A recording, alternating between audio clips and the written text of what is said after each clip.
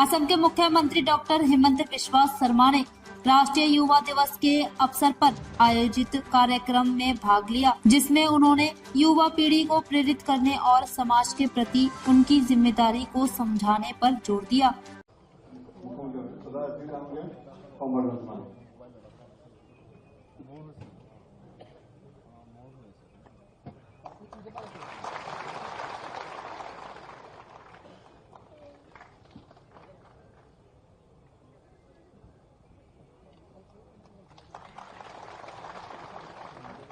শ্ৰদ্ধাৰ ৰাজ্যিক সভাপতি ভৱেশ কলিতা ডাঙৰীয়াকো সম্বৰ্ধনা জনাবলৈ শ্ৰদ্ধাৰ যুৱ মৰ্চাৰ সভাপতি ডাঙৰীয়াক অনুৰোধ জনালো।